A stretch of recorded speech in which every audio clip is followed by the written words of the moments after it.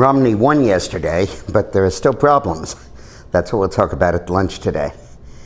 You know, Romney carried a majority of the delegates who were chosen yesterday, which was pretty good, and lost 4 states, carried 6, and you kind of have to consider Washington State one of the ones he carried because that election was held this past Saturday. So he really won 7 and lost 4. But the interesting thing to me is the ones he lost are solid Republican states. North Dakota, Georgia, Tennessee, Oklahoma. No chance any of those states are going to go Democrat. The states he won are either states where we have no chance of winning, like Massachusetts and Vermont, or states that are in play, like Washington State or Alaska, states where there's a fair, Virginia, states where there's a fair chance that we could win or lose, really swing states. So once again, the same pattern asserts itself. Romney shows strength in those states which are battleground states: Ohio, Michigan, Arizona, Virginia, at Washington State. But he shows weakness in the rock-solid Republican states where the base lives: Oklahoma, Tennessee, Georgia, and North Dakota. And that really is Romney's problem. He can probably get elected, but the issue is, can he get nominated?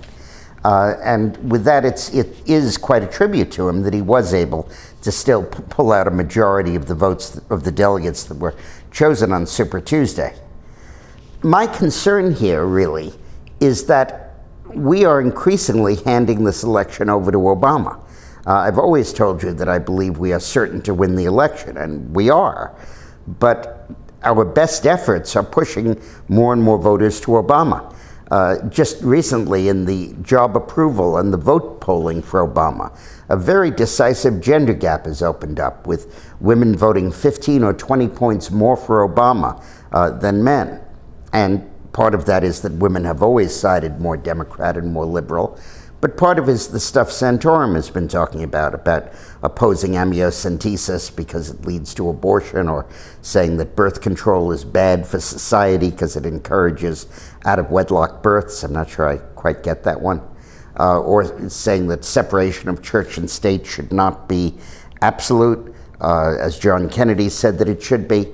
Those positions are really alienating women. And I think that you're seeing that in Santorum's inability to carry states that are swing states. But on the other hand, you're seeing the flip side of that in Romney's inability to carry states that are base Republican states. So it'll be interesting to watch. But the real danger that is looming is a deadlocked convention. That will kill us faster than anything else. And tomorrow I'm going to talk about that, because that is the real threat that we face. And after Super Tuesday, it becomes an immediate question for us. So see you tomorrow.